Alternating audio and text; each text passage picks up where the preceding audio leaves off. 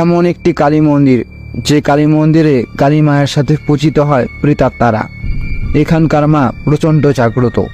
ভক্তদের ভাষায় দেবী এখানে জীবন্ত।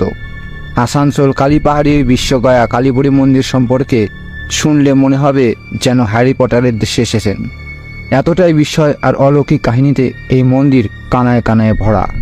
আসানসোলের কালীপাহাড়ি বিশ্বগয়া কালীপুরী মন্দির সম্পর্কে অনেক কথা শোনা যায়।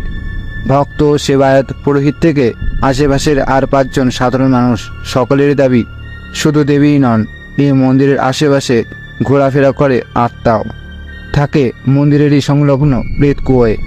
দিনের বেলায় তাদের খালি চোখে দেখা যায় না, কিন্তু রাতে মন্দিরে থাকলেই শোনা যায় সেই সব আত্মার ডাক। মন্দিরের সেবায়তদের দাবি দেবীর বাৎসরিক পুজোর দিন প্রেতরা এখানকার কুয়ো থেকে মুক্তি পায়। পাশাপাশি প্রতি শনি এবং মঙ্গলবার চলে ডাকিনী যোগিনীর পুজো। সেই সময় পাঁঠা অথবা মুরগির বলিদান দেওয়ার রীতি রয়েছে এই মন্দিরে।